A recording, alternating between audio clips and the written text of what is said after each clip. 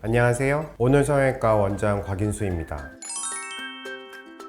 보통 안면 거상을 생각하시는 분들은 연령대가 좀 있으신 분들, 즉 얼굴에 노화가 심하신 분들이 거상을 많이 고려하시는데요. 오늘은 노화 이외에도 안면 거상이 필요한 케이스에 대해서 알려드리겠습니다.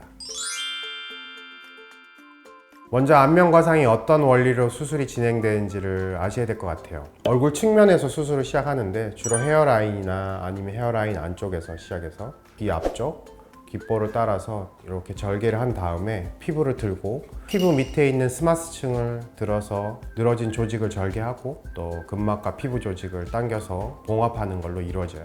안면 거상 수술의 효과는 처진 피부를 직접적으로 당겨주는 수술을 하기 때문에 효과를 드라마틱하게 볼 수 있는 게 최대의 장점이라고 생각해요.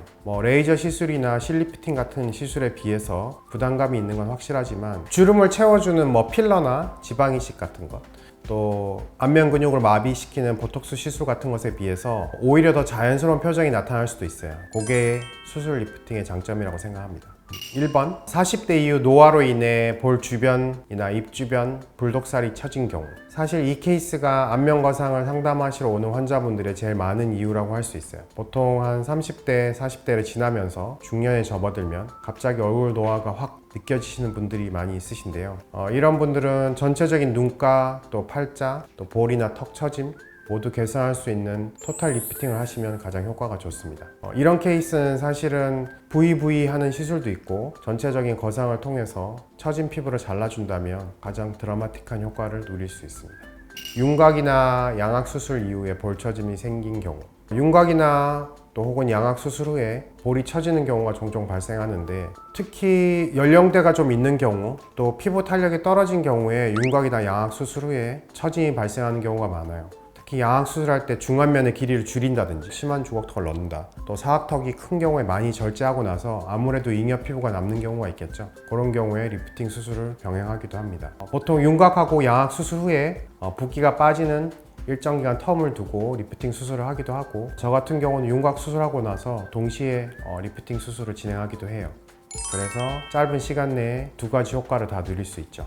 사실은 주름을 펴는 제일 간단한 방법인 것 같아요. 자가지방이라든지 필러 등을 통해서 피부 밑에 주입을 해서 주름을 피는 방법인데요. 잦은 필러나 아니면 잘못된 시술로 인해서 얼굴이 오히려 더 처지는 경우도 종종 있어요. 특히 불법 시술로 인해서 피부가 많이 처져서 시간이 가면서 그 넣은 이물질이 흘러내리는 경우에는 어쩔 수 없이 리프팅을 하게 됩니다. 리프팅을 할 때 그 이물질을 제거하고 동시에 이제 처진 피부를 잘라내는 수술을 하게 되죠. 이런 경우에 거상 수술밖에는 방법이 없기 때문에 이런 케이스에 많이 하고 있어요. 실리프팅이나 레이저 리프팅 등으로 효과를 많이 볼 수 없는 경우, 최근에 수술 이외에도 다양한 방법들이 많이 나와서 실리프팅이라든지 또 레이저 리프팅이나 그런 것들로 시술을 많이 하고 있어요. 실제로 피부를 직접적으로 자르는 건 수술밖에 없기 때문에 어느 순간 실리프팅이나 레이저 리프팅을 통해서도 처음에 그 만족감을 느끼지 못하는 경우에는 피부가 늘어진 경우가 많아요. 그래서 그런 경우는 이제 수술적으로 피부를 직접적으로 잘라내고 근육층을 당겨주는 그런 수술을 더 권하고 있는 편이에요. 반영구적 리프팅 효과를 원하는 경우, 실리프팅이나 레이저 리프팅, 또 보톡스 필러 같은 다양한 방법이 있지만 나는 한 번에 확실하게 눈에 띄는 효과를 내고 싶다, 이런 경우에는 직접적으로 처진 피부를 잘라내고 또 처진 근육을 올려서 당겨서 꼬매는 안면 거상 수술이 제일 만족도가 높습니다.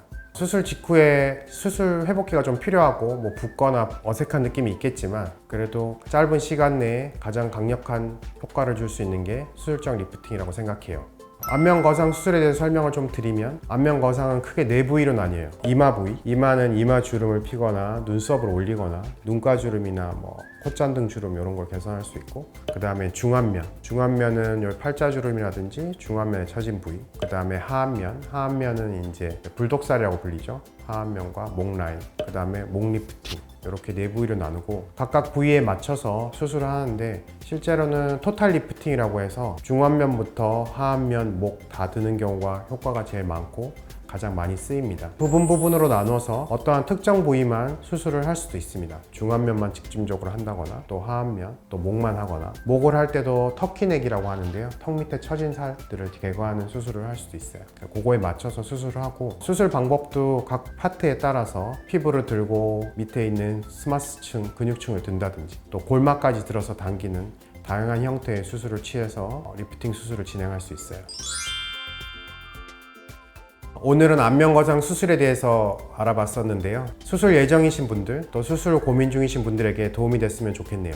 오늘 영상이 도움이 되셨다면 구독과 좋아요 부탁드려요. 다른 궁금한 점이 있으시면 댓글에 남겨주시면 답변 드리겠습니다. 지금까지 오늘 성형외과 원장 곽인수였습니다. 감사합니다.